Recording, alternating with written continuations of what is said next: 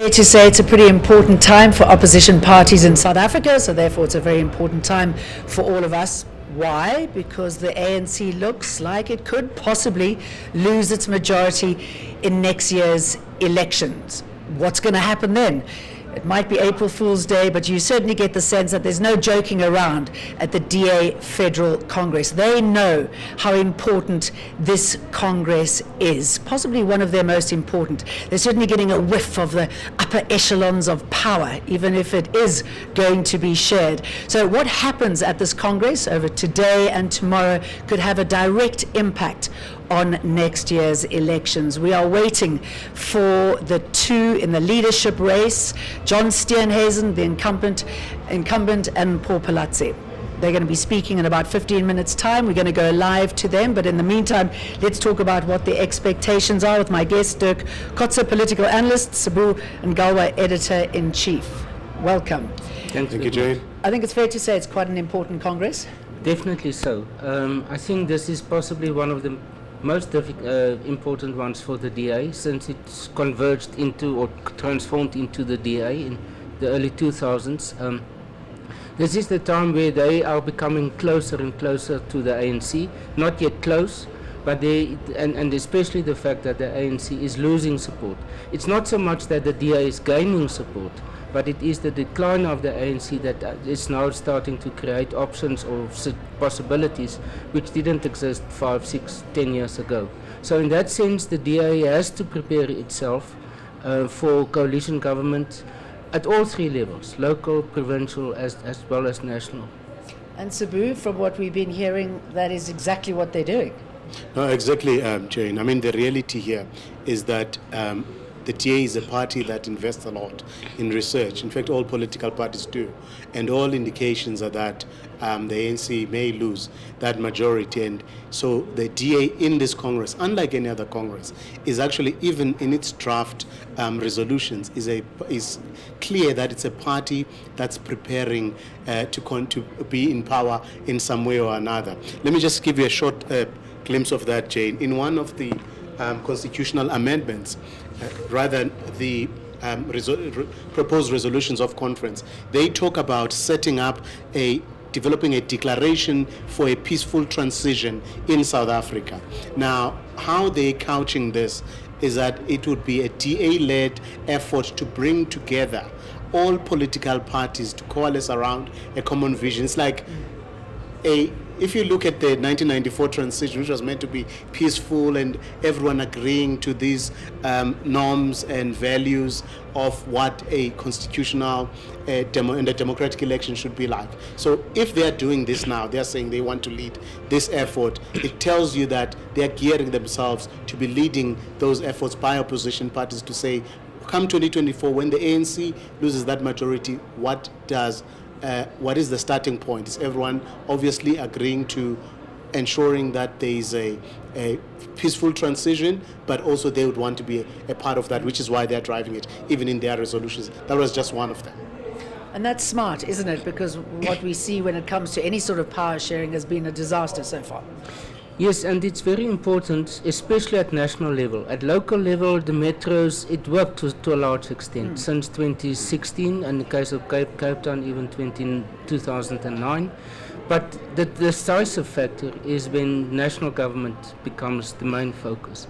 And I think what this resolution or draft resolution has in mind is to say, in other countries there has been situations where there were electoral conflict after an election, where one party loses the position of government and the president loses the position, and new party comes to power, and the supporters of the old party simply don't want to accept it. What we have had up to now, I think, in terms of the coalitions at metro level, is almost a phasing in of it. It is, in a sense, the ANC starts to understand that in some places they've lost already. And it wasn't the end of the world to some extent, but as I said, national is something different. So it is a precursor, what happened in 2016 especially, and now in 2021 again, But there must be a common understanding and a commitment, and that is where the IEC, as well as all the political parties, will come in, about what will happen next year if the ANC does not reach the 50% level anymore. And its voters must, and its supporters must start to accept it. I mean, the ANC is a gift that keeps giving, Sabu. I mean, they're constantly doing things that you think opposition parties would be able to mop up and run with. And DA is guilty of that. They just haven't been able to exploit that. Now's the time to try and do that. Look, just going back a bit before I come to your question. In fact, when Helen Zille took over as leader of the DA, she had always set her eyes on 2024. She had always said that 2024 would be the watershed election.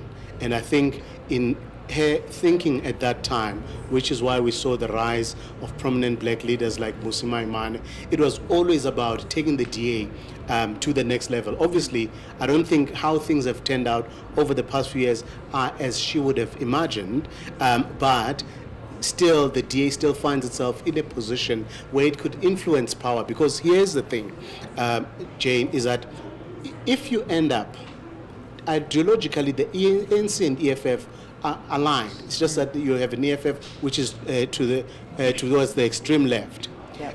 So for a DA and other centrist parties, the idea of an ANC-EFF coalition spells doom, even for their supporters, which is why you hear this rhetoric about, even though they may rail against the ANC and its corruption, but still they are not ruling out the possibility of a coalition, because anything other than, or anything that would keep out the EFF would probably be still good enough. What has happened over the years is that I wouldn't say that yes, the opposition may not have capitalized on the ANC's weaknesses, but at least the voters have responded, which is why the ANC has been on a gradual electoral decline over the years. And I think the failure by the opposition parties, collectively even, because I think, if you look at the EFF, yes, it grew rapidly, but then it seems to have hit a plateau of sorts, sitting around 10%. I know that the latest Ipsos research puts them at 13%, but that remains to be seen, because 2021 was not a good result for them. So I think, though, even though the ANC might have hemorrhaged some of that support, there is still room, which is why you also see these small parties springing out of nowhere, because everyone still believes that they are there for the picking. In fact, there's a good 22% of the voters that is still floating for anyone's picking. I mean, how disastrous is that? We've seen yet another party springing up. Does that impact the DA, for example, in any way? Does it take away the support that it needs? Not necessarily. I mean, what we've seen with, for example, the formation of Action SA is not necessarily a major decline or major negative impact on the DA. Because in the case of Action SA, its support didn't come exclusively from the DA, but also from the EFF and from the ANC. I think what we are seeing, and that's possibly part of for me, the problem at this stage, is that the opposition landscape in general has fragmented to a large extent. There's not a consolidation. I mean, there's all the potential for quite a number of parties actually to start coming closer to each other. Yep. But we haven't seen that yet. I mean, take an example of COPE. COPE is causing problems instead of coming together with other parties in a broader or larger political form. That is what has happened in other parts. Namibia is a good example of that, where parties started to converge and come closer, and they've become quite a strong sort of opponent for SWAPO there. We haven't seen it yet. What we've seen is rather alliances led by Bantu Lamisa in Parliament of opposition parties, but it hasn't sort of translated into a very more coordinated, integrated opposition also. Opposition to a large extent are opposing each other, instead of sort of focused on the governing party. And I think that's one of the complications at this stage. Look, for example, how the coalitions have fragmented, but amongst the opposition parties. Yeah. Not the ANC necessarily. It's a long way to go. Yes. Let's go back to. And I'd actually Yes. think to Prof's point, actually, to see a classic example of that fragmentation is the fact that in the city of Johannesburg, you've got Colin Makubele, who is the speaker coming from COPE, and COPE in Johannesburg being in conflict with the DA and other coalition partners. But if you look at what just happened in Tswane, my understanding is that COPE is part of that coalition. Yeah. So it looks like there's this fragmentation. It looks like it depends on individual interest, you know, rather than the general principles of what brings everyone together. And I think perhaps that's also been the weakness of the coalition formed by the opposition parties, because it's formed on a very weak basis, which is just opposition to the ANC. It's not like there's any ideological outlook or a shared ideological outlook or policies. It's just to keep out the ANC. And I think to Prof's point, that's why you are seeing that the ANC is sitting back and the opposition parties are brawling among themselves. I mean, that's got to change, isn't it? It feels immature, and the sort of the focus is all wrong there. What did you make of what you saw a little bit earlier on, Sabu, that you and I were talking about, the vote for a deputy? I mean, that Yes, was poo-pooed last time. Sure. What's different this time? It was quite interesting, and I think that in the DA, the one thing is that DA conferences are very well organized. Everything, by the time you get to conference, you've got your constitutional amendments, you've got your proposals, and also including the comments of what the various delegates are saying, and also whether that particular amendment is likely to get the support of the review committee or not. But now the issue of a federal deputy leader, which would be effectively a deputy president to Steenhuisen, was rejected at the last conference. It was nominated, it was suggested by Mbalintuli when she contested it. But funny enough, coming to this conference, that very resolution, or rather suggested amendment, actually got a lot of support, but it was not enough to muster the two-thirds majority. So I think in terms of numbers, the split was very clear, was very close. I think they were slightly over the yeses in favor of that amendment, but obviously to amend the constitution, you need two-thirds. Prof and I have had a discussion about it. I've got a different theory as to why I think that perhaps this could be the members saying we've got too powerful a leader, perhaps he needs that power to be checked. Prof has a different theory, and I'm sure he'll share that with you. What is yours? My point of view is that if you look at the DA as a party, it hasn't got just one single leader. It has actually, its power is divided or shared in three different leadership positions. The one is the federal leader, which is now still John Steenhuisen at the moment. The other one is the federal chairperson, Ivan Meyer. And then the other one is the chairperson of the Federal Council, Helen Zille. So in a sense, I would say it's a form of power sharing, though the most attention by the media and by the public is focused on the federal leader, John Steenhuisen. In the case of the other two, that means the federal chairperson as well as the chairperson of the Federal Council. They have three deputies in both cases. So there is a sort of a substructure for them. In the case of the leader, the federal leader, there's nothing. It's only the leader. So this would have introduced the deputy for the leader also. But now the question will then be, what about the other two? Do they see it as a threat to them, that they will be downgraded as a result of that? Someone like Ivan Meyer, who's at the moment still the incumbent chairperson, I personally think he saw that as a threat to his position, his seniority in the party. And that as a result of that, there was a split. But a very interesting split. It was, as you say, almost a 50-50 split. Is that healthy, do you think? Well, I think what we are seeing is that it's not. It will come back at the next conference or the next Congress, and most possibly it will become then successful, because it is the fact is that the DA is in essence calls itself a federal party using a federal structure compared to the ANC and the EFF and others that are more of a centralized parties. So it is in line with the idea of more of a decentralization. It is not necessarily building an empire around the federal leader, which some people might see in this. I personally don't see it. It's often, obviously, we know leadership depends on personalities also.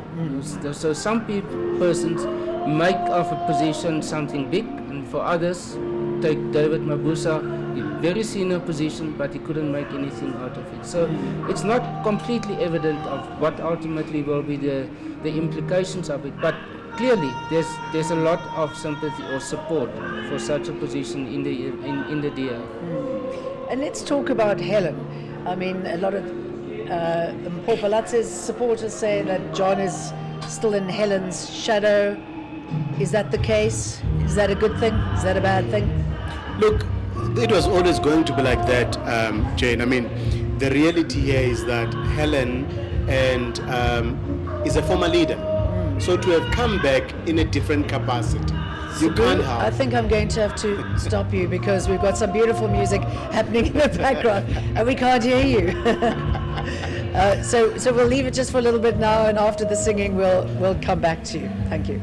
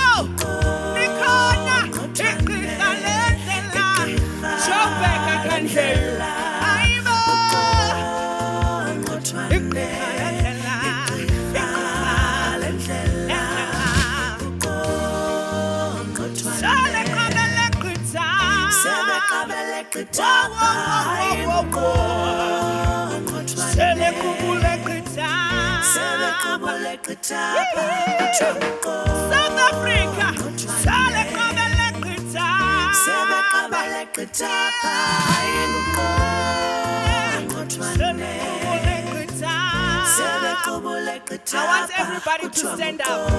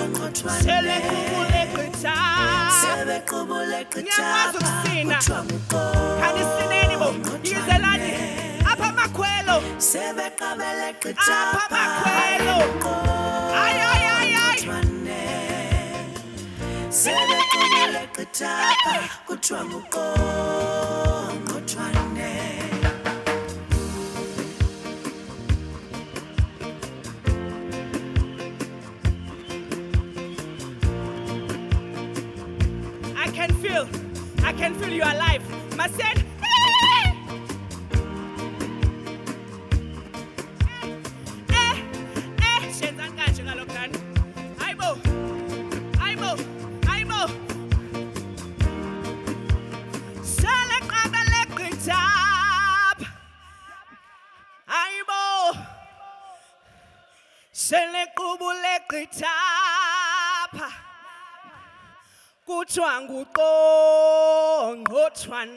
Good afternoon, South Africa. Sanbonane. My name is Sigijo, and to those of you who do not know me, some of you might know me from The Voice South Africa, where I sang this song. Hey, this video keeps on trending, and it's one of the reasons why I'm here today. I'm so grateful. I'm so proud to be African, and I'm so happy to be here with you today. I'm going to sing another song, and I hope that you are going to give me the same energy. Akiri, we want the energy. It's called We Are Growing. We are growing higher and higher. Play it for me, please. Can you use a lane? Bayete, uyinkosi.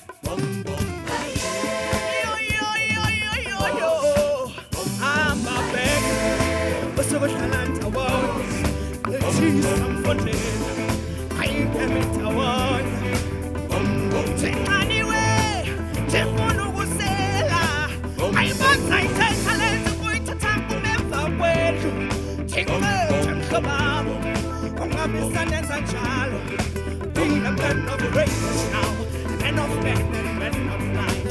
Be a man of wisdom now. Man of men and men of light. Be a man of kindness now. A man so strong and tall and might. In a man that's all regulate. In a let it shine. This is what you are. This is how we must blend now. This is what to be. Every kind of man now. This is what to say.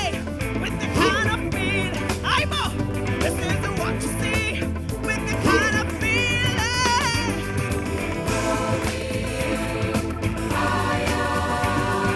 Growing. I'm a.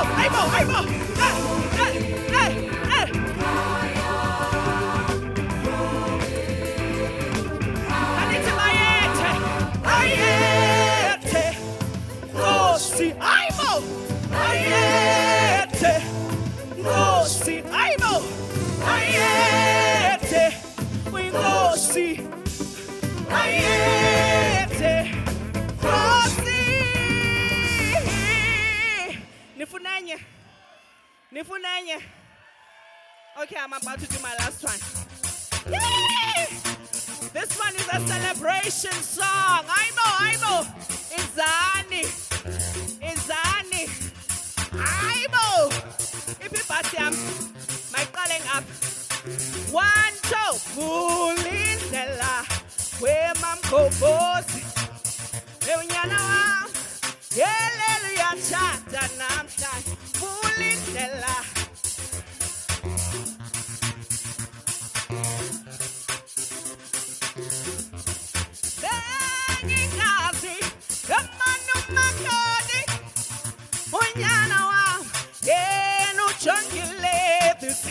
Makadebe, Fuke Kuseni, Utem Chatwe, Bebe City, Unyana Wamulikot, Bebe City, Angeka, I fully tela, where Mamko Bosi, fully tela, Erumbona, fully tela, where Mamko Bosi, fully tela, Erumo, Otwa when I'm Manko Bese, and when Unomona, go Baunana, Uneto, so try yo Manko Bese, and when Unomona, go Baunana, Unyana Chengoba.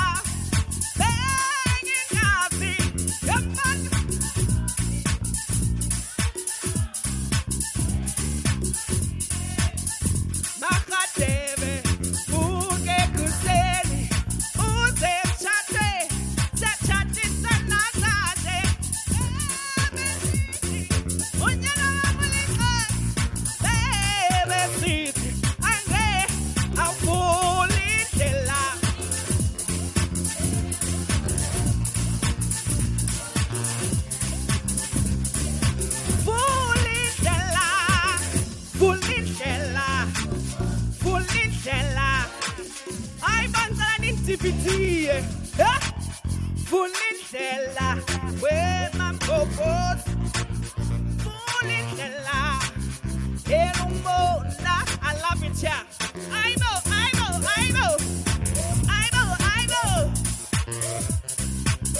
Elumbo, Papa Yini.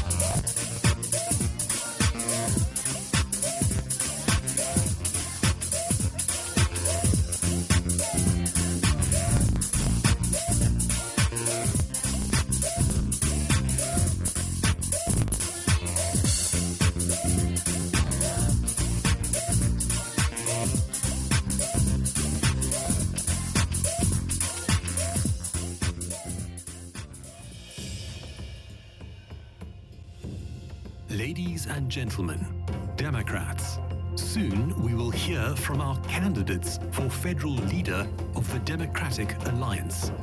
But first, to brief you on the voting and lead us into the federal leader candidate speeches, please welcome back to the stage our presiding officer and deputy presiding officers.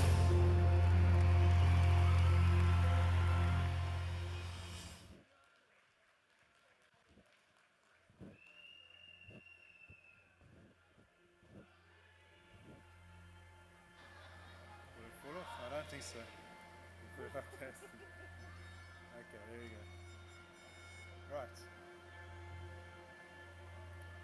So I don't really need this. You hang on to that for me? No, hang on. So we're going to go through that. Okay. Right. Delegates, we now come to the practical demonstration of our online voting system that we will be using to elect our federal leadership tomorrow. But before we do that, your presiding officers would like to address some of the misconceptions about our voting system. As you will know, our electronic platform is known as the OpenVote voting system. Online voting through OpenVote was approved by Federal Council in 2020. And we made this decision to move our voting systems into the 21st century and to streamline our internal elections. OpenVote is widely used around the world by political parties as well as various organizations. It is a proven, tried, tested, and trusted electronic voting system. Since 2020, we have used OpenVote in federal and provincial congresses and in various caucus elections. We have not experienced any problems with the OpenVote system, nor have we received complaints from voting delegates.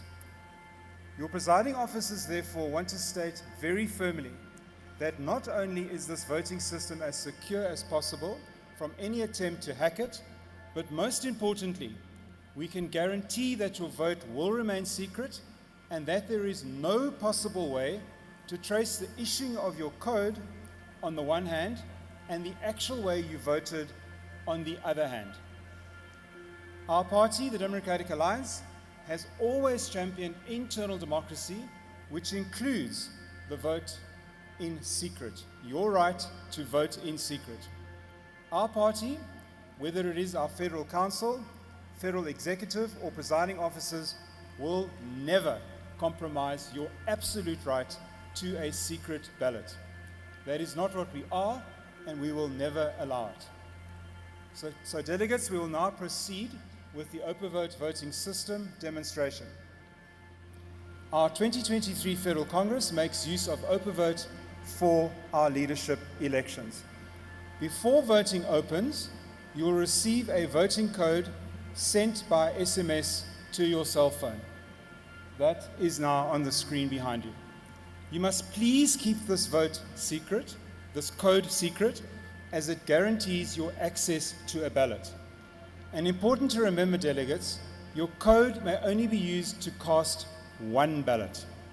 You will also receive a secret voting code over SMS. It'll probably come tomorrow on the same SMS, your link, and your code. And you will use this code to vote in our Federal Congress leadership elections. Please note that the code is made up only of capital letters. If there is a big zero, it is an O and not a zero. No zeros, only O's. And I want to repeat one more time. The code is unique to you, and it can only be used to cast one ballot. Please do not share your code with anybody else. Now, if you did not receive a code by 6 tomorrow morning, please go to the voting help desk, which is situated out there next to the registration area in Hall 4, out the door and just down the stairs. So how do we now vote? To cast your ballot in the leadership election, you'll be using, as I said, the OpenVote online voting system. To do this, there is only one link to follow, and this will be the link on the screen behind you, www.dacongress2023.coza. You will follow the link and enter your secret code. Okay. As per a federal executive decision, delegates will be able to vote via their own telephonic devices. However, should you require assistance, you are more than welcome to proceed to Hall 4, where you will be able to make use of a voting booth that will have a voting device available for you to cast your vote. Delegates will have 100 laptops in Hall 4 at the voting help desk. So if something goes wrong with your cell phone, you drop it into the shower basin or something like that, don't worry, we'll have 100 laptops available and 30 staff members to assist you. Once you have filled out the ballot, you will then select vote. And if you are happy with the overview of your choices, you can select confirm. And your ballot will then be cast anonymously. So now let's look at a few examples. First one is a ballot where only 2 candidates are contesting a position. It looks like this. And this, of course, is the ballot you will be receiving when you make your choice for our federal leader tomorrow morning. So in a contest where there are only 2 candidates, all you have to do is to select your preferred candidate. Simple. So you're going to click on the checkbox next to the preferred candidate of your choice. In this example, you're going to have a choice between 2 hot drinks, either tea or coffee. And you'll select the checkbox next to your candidate of choice. In this case, your beverage of choice. A ballot where more than 2 candidates are contesting a position looks like this. So in contests where there are more than 2 candidates, you need to rank all the candidates in order, starting from the one you like the most and ending with the one you prefer the least. Okay? So you'll find your most preferred candidate in the list, and you'll click on the Add button next to their name to add them to the first position on your ballot. I emphasize again, delegates, that if you find this difficult in any way, just make sure you come to this Congress venue between 6 a.m. and please not too late. Try to get as early as possible. As long as you're here by 9, we will assist you. So now we have another example, South African dishes. So here our choice list is, we're going to add the button braai, we've got shisha nama, we've got babuti, we've got a Durban bunny cha, we've got a Gatsby, and we've got a chakalaka and pap. Okay, so your ballot will look like this if you chose braai or shisha nyama. Then you're going to find your second favorite type of food. You'll click the Add button again, and you'll add them to the second position. So this is your second favorite choice, Durban bunny cha. I'm from KZN. I cannot understand why Durban bunny cha is not the first ballot choice, but there you go. Okay. Then find your third favorite and click the Add button, and you'll add that food to the third position. In this case, you've chosen Gatsby. Then your fourth favorite you'll add again by clicking the Add button, and you'll add that food to the fourth position. And now we have chakalaka and pap in the fourth position. And then lastly, you'll find your fifth favorite, and you'll click the Add button and add them to the fifth position. And now your ballot paper will look something like that. And you'll carry on as you will in the election for the 3 deputy federal chairpersons. There's 8 candidates. You'll have to rank each one of those 8. So carry on until you've added all the candidates to the ballot in your preferred order. But if you want to change the order, you can click and drag on the yellow boxes and move the candidates up and down. And then once you have filled out the ballot, you can click on the Vote button. And it will pop up on a screen, such as you are seeing now, showing you the choices you have made. If you are happy, click Confirm, and your ballot will be cast. And at that point, you will be done. Emphasize again, your ballot will be cast anonymously. Nobody will ever be able to see who you voted for. They will only know that you voted. And that's exactly the same thing that we did in 2021 and we'll do next year. You'll arrive at a polling station, you'll present your ID book, the IEC will find your name on the votes roll and cross you out so that they know you voted. Of course, they're also going to ink your thumb, but the point is the IEC know that you have voted, and that's to prevent you from voting twice. OpenVote's exactly the same. OpenVote will also know that you've used your code, and that prevents you from voting twice on OpenCode, just like you can't go and vote twice at an IEC polling station next year. So again, if you require any assistance or help, or if you need any support, please go to the voting help desk, which is situated next to the registration area in Hall 4, out that door and to the right. And that, delegates, concludes the voting briefing on Open Vote for our election tomorrow. Please may I remind everyone that voting will open at 6 o'clock and it will close at 9 o'clock, 6 a.m. and 9 a.m. Right, so delegates, we now come to one of the highlights of our Congress program, the moment you have all been waiting for. We are now going to proceed with our federal leader candidate speeches. So please welcome to the stage our two federal leader candidates, Mpho Palatse and John Steenhuisen. Okay.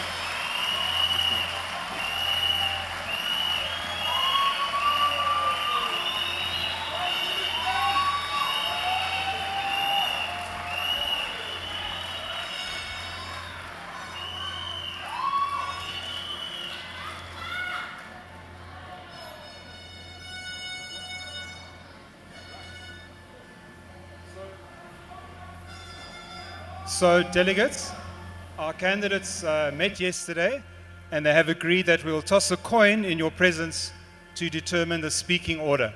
So please come a little bit closer, John and Mpho. Okay, so candidates, you'll see this is the coin we're going to use. This is the Lucky Congress coin. And on this side is a wildebeest. And I'm going to ask you to remember, we're going to call this wildebeest an animal. And then on the other side is the national coat of arms, which we will call coat of arms. So I'm going to flick this, and because we also agreed yesterday it'll be ladies first, Mpho is going to call, and she's either going to call animal when the coin is in the air, not after it's settled on the ground, please, or she'll call coat of arms.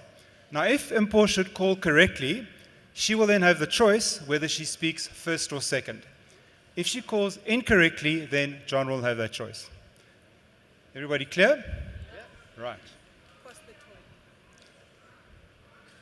Remember to call now, either animal or coat of arms. Right, Mpho has called coat of arms. And indeed, it is coat of arms. So Mpho, congrats. You will choose the speaking order. All right, so Mpho has decided she will speak last. That means, John, you will take the podium. Mpho, can I ask you please just to take your position by the cross over there? Then, candidates, please remember, you will have exactly 5 minutes to speak. The clock will start running down the moment you do speak, the moment you start. And if you do get to 5 minutes and you haven't completed, there'll be a very loud gong and your mic will be muted. So if either of you have some really special killer lines you'd like to make sure you get them in within your 5 minutes. If you just give us a chance, John, to take our place over there. Once you're ready, please start. No, you must do it.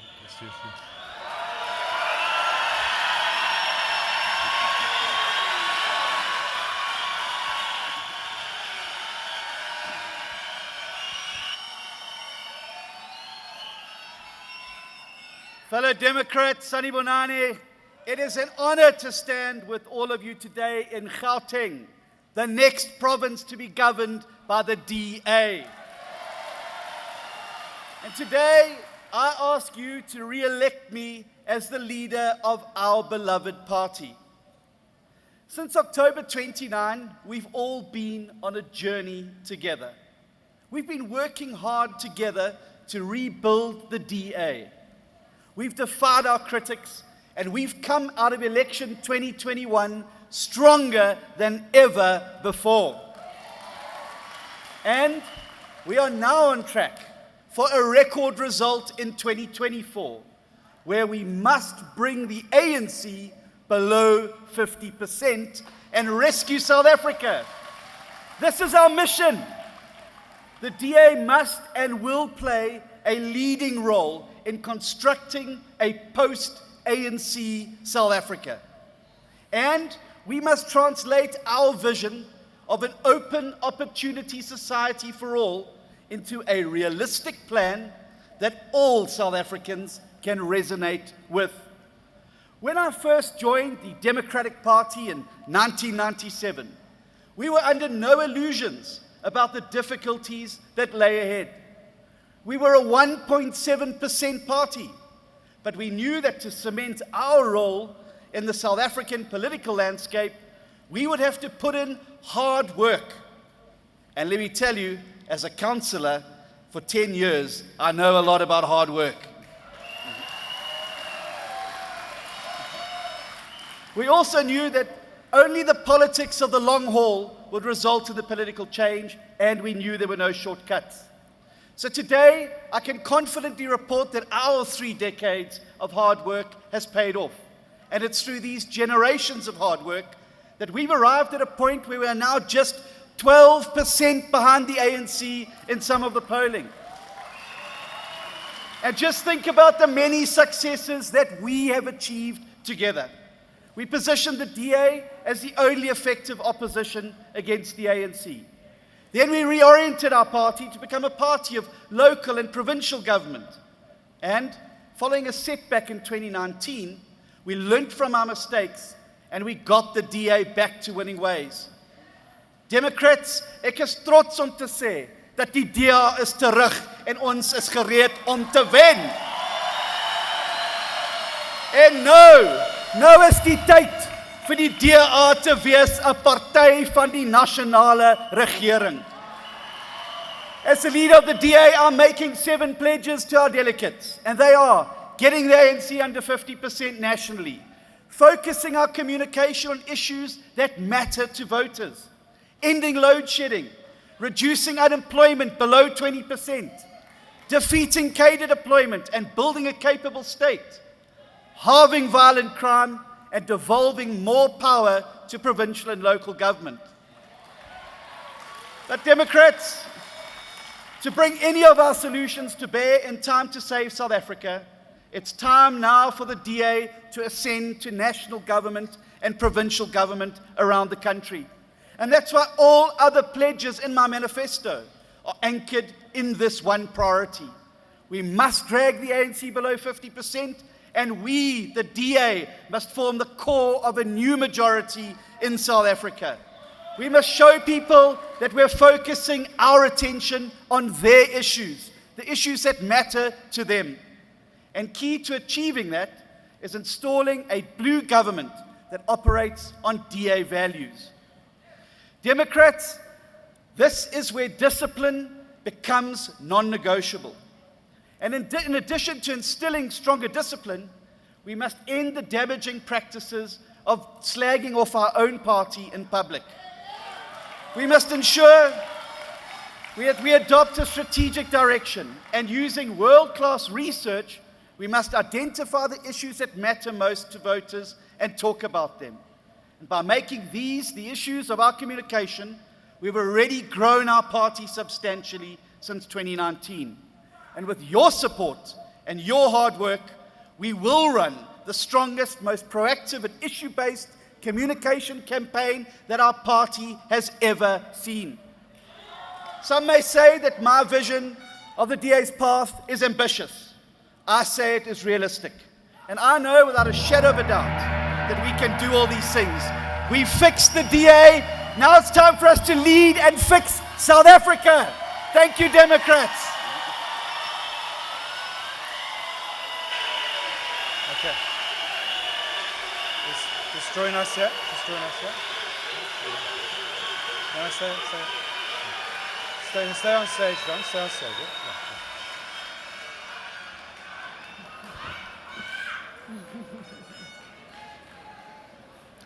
Fellow Democrats, fellow South Africans, Victor Hugo's phrase that nothing is more powerful than an idea whose time has come was very prophetic. It's as though he had South Africa and the Democratic Alliance in mind when he uttered that statement.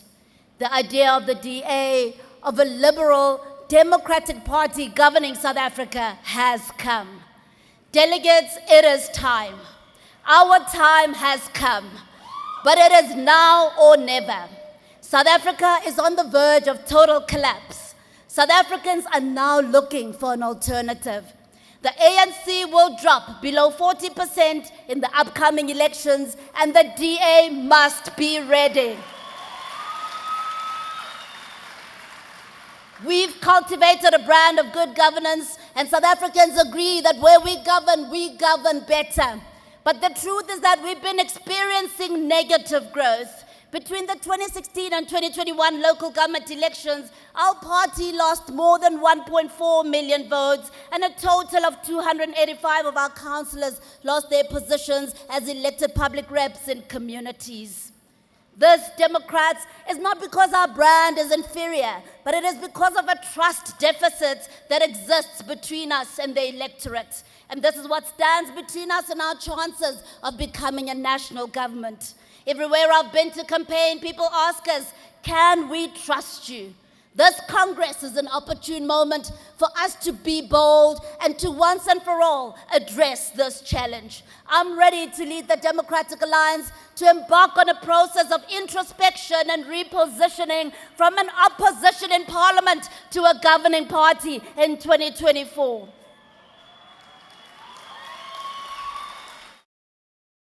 Some critics ask me, is it not too soon? And I wish to state categorically here, without any fear of contradiction, it's not the length of time in a party that determines one's effectiveness. It's not the number of years that counts. It's about capability, experience, and qualifications. Jacob Zuma was a horrible president with all his years in the ANC. Yet Barack Obama, with much fewer years in his party, was one of the best presidents America ever had. I am a medical doctor by profession, and with a wealth of experience in both the public and private sectors. My work as a doctor in Alexandria exposed me to abject urban poverty, leading to my leap from medicine into politics. See, Democrats, politics is not a vocation, it is a calling. I've served as an MMC and executive mayor in the city of Johannesburg, the biggest of all 257 municipalities in South Africa. And my years of experience as a technocrat and as a politician have sufficiently prepared me for the position of DA federal leader. Leading a huge multi-party coalition government in the city of Johannesburg was a necessary preparation for the road ahead. Our country has entered a phase of coalition governance. We need leaders with experience in both politics and governance to keep our governments afloat and protect them from avoidable instability. Our party needs a new leadership that can inspire and galvanize sectors of society behind a new vision, a vision of a prosperous and equal opportunity society for all. We need a leadership that can display moral integrity, that can lead by example and unite the party. We are a party that ascribes to liberal values, and this means we must support and promote free speech, including the right to freedom of choice. As a leader, I will defend the rights of everyone in the party, and I will not lead by fear, because the best form of leadership is leadership by example. I will work closely with our activists and structures such as DA Youth, DA Women's Network, DA Students Organization, as well as other ancillary bodies, empowering them to deliver on their mandate. Public reps, including in rural areas, will have my support. And staff members will enjoy recognition and support as an integral part of the blue machine. Fellow Democrats, we have a stark choice to make, and we can either try to consolidate our base and accept our projected 16% of voter share in 2024, or we can be bold at this Congress and vote for real growth. It is in your hands. I am a Democrat. I believe in our values and principles. I embody what we stand for as a party. I am committed to our cause, and I'm not going anywhere. Vote for me as federal leader. Vote for growth in the DA. Vote for change in South Africa. Viva DA, viva!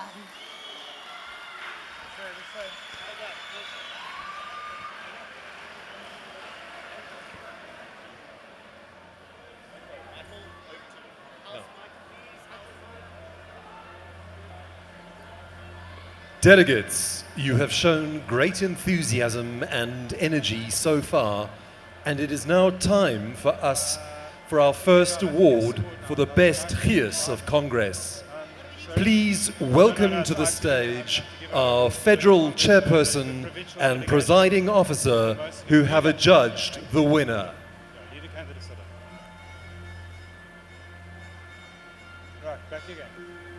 Yeah, and then Who's actually going to talk to this? Me or I? So what am I going to do then, actually?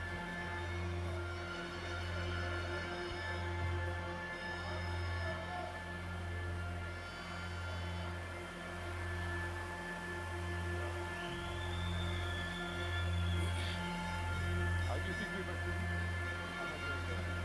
Okay, all right. I'll just please continue. Colleagues, to put together a Congress of this magnitude and this quality requires a level of depth, but also a level of cooperation. But we have all that in place. But there's something else. We call it die gees van die mense. The spirit of the people. And we've been watching you very closely. I have 4 eyes. Greg has 2 eyes. And when I look at the spirit here, the behavior, I want to thank all of you. Because this is the only party in South Africa that you get 2,000 people sitting the whole morning, behaving relatively well. Relatively. But we are in control. But you have displayed some exceptional behavior. But it is now my duty and my responsibility, under the watchful eye of the presiding officer, to look into this room and find the province that brought the gees from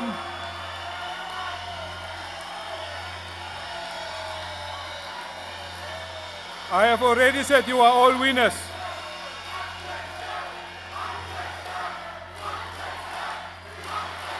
I am now happy to announce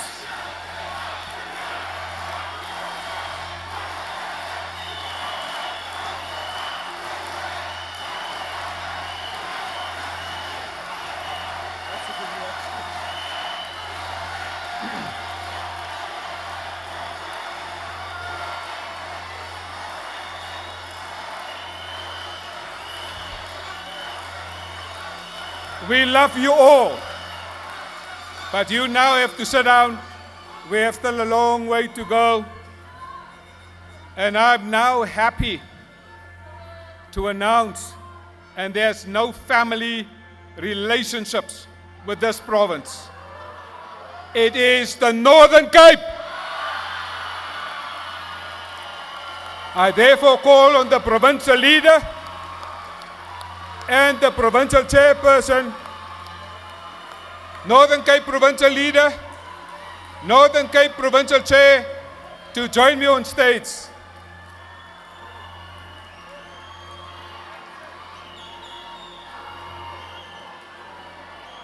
Northern Cape, your leader,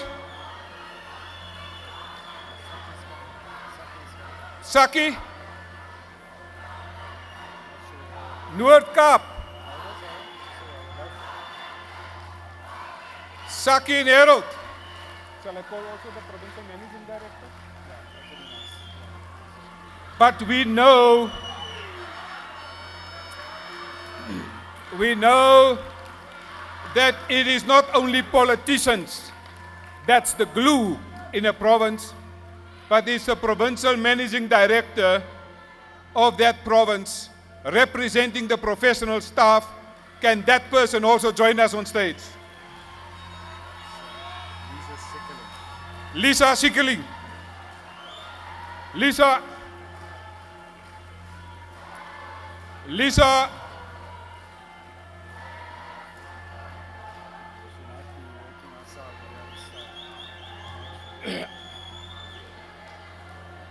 Okay, I think Lisa may be working somewhere at the back with the staff. I would like, there she is at the back. Lisa, please come. She's running. Northern Cape people knows how to run. There's a marathon. Lisa, Lisa, Lisa, Lisa, Lisa. Lisa, Lisa. Uitasem uit.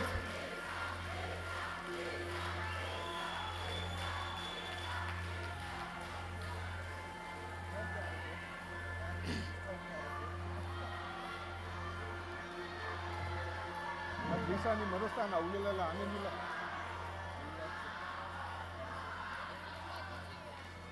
The Northern Cape, die Noord-Kaap, manifesteer 'n bepaalde gees en ons sal hier hulle van die bus, van die vertrek, van die registrasie, van die dissipline, van die hoops, hierdie prys, 2 koeverte word oorhandig aan die Noord-Kaap, and this is for the Northern Cape DA province, and we want them to use this money effectively to take over the government.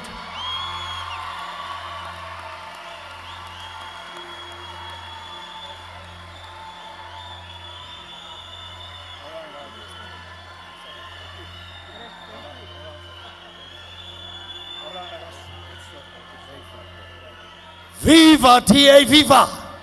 Halala TA, halala! Forward TA, forward! Thank you, Northern Cape. Northern Cape, from now onwards, we are watching your conduct so that you continue with the same spirit and encourage the rest. Ladies and gentlemen, I now will leave the stage to continue the rest of the business.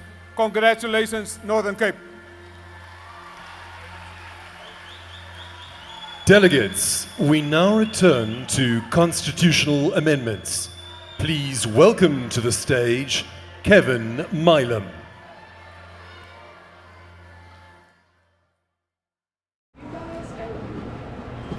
You certainly can't fault the DA for enthusiasm, can you? They've been cheering away, and apparently that's what they've been doing for most of the day. The session is open at the moment for constitutional amendments, or rather on constitutional amendments, and we've just had 2 of possibly some of the shortest speeches I've heard in some time from John Steenhuisen, the incumbent. He wants to be leader again, as does Mpho Palatse. They were both talking about cleaning up the party, discipline and enthusiasm. Let's bring in Sabu Ngalwa and Nadezo Netonze, who's going to talk to us a little bit about the vibe that you've been seeing throughout the day. Sabu, those speeches, I mean, we spoke about a little bit earlier. John's so confident, right? He doesn't even have to speak.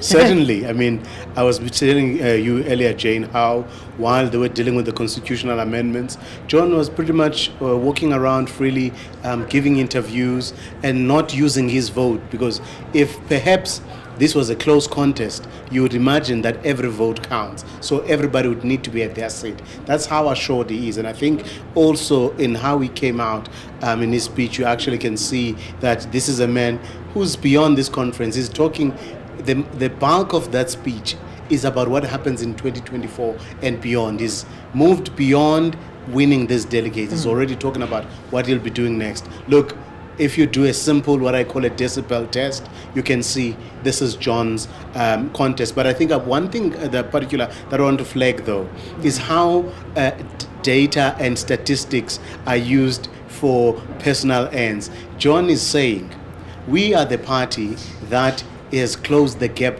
between ourselves and the ANC, and now we're sitting at around 12% according to some polls. He's using polls, he's not using elections. Interestingly, by contrast, Mpho Palatse says, if you want to be a 16% party next year, vote for John.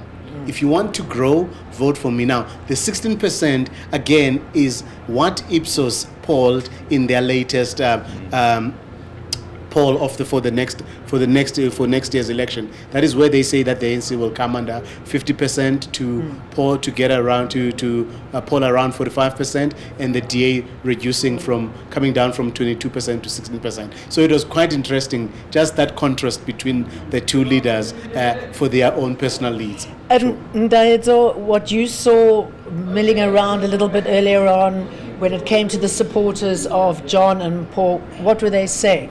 Yeah, well, as Wu says, it pretty much looks like this is John's taking.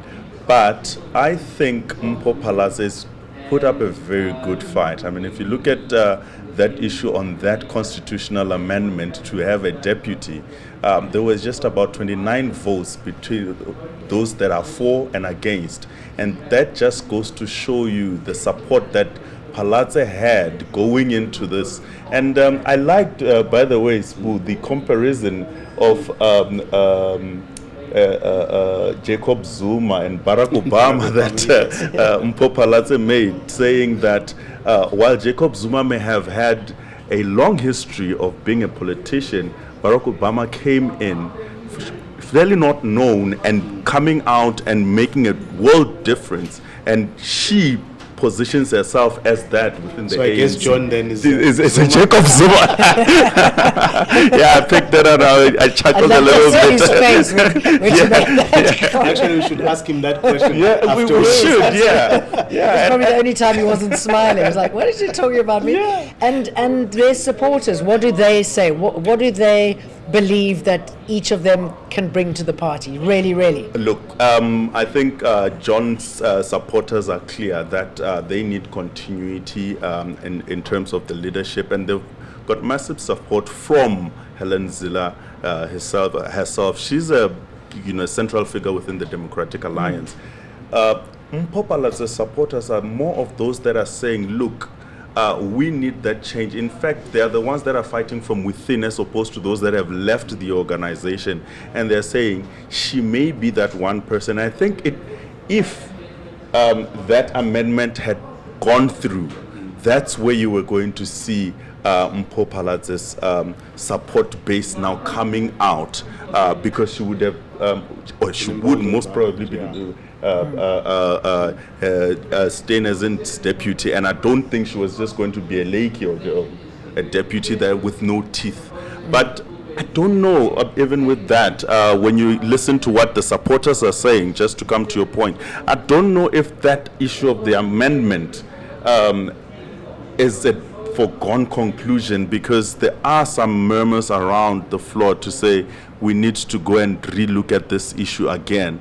But I don't think that they will have the numbers to win it here, at least not at this Congress. But what's important is the fact that she is running, that Yes. she does feel that she has a chance, that John has somebody who says, hang on a minute, I can do this better than you. Sure, and my analysis, I mean, in as much as I believe that John is going to win, I know some people have said this must be very difficult for John Steenhuisen, and here he is as a middle-aged white man being contested by a professional black woman who has been mayor of the city of Johannesburg, who is, by all sorts of measures, a Democrat.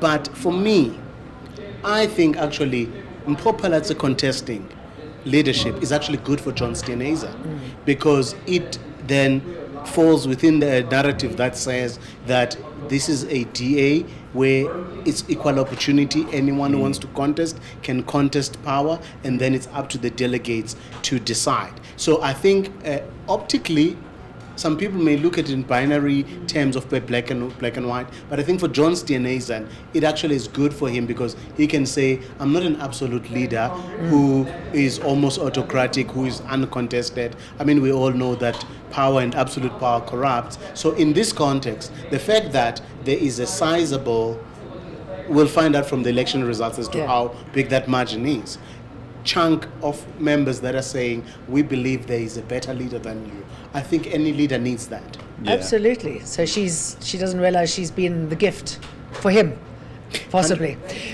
But when are we going to hear the results? What's left today, and what are we looking forward to tomorrow? Yeah, so we're going back to this slow process of amendments. The constitutional amendments are quite a lot. I think we're about 100 and...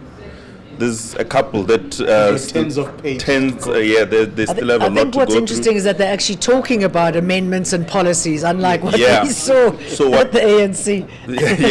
And they actually come up with resolutions in 2 days, Yeah. as opposed to the ruling party. In fact, I was making a point to Jane earlier. The fact that this is so organized and that the constitutional amendments and draft resolutions are already tabled, including comments from various delegates. I found that quite interesting. Yeah, and that's a heads up. We should give the DA that it's been smooth running as far as those, albeit some of the challenges that like the constitutional amendment that we spoke about on the deputy federal leader. But it's been smooth sailing. What needs to happen now is you were asking, it's the issue of constitutional amendment again. The voting will happen tomorrow morning, so no sparks to flying tonight. And the results will probably come out around about this time tomorrow, if not earlier. The electoral process here is quite fast because they use an electronic system.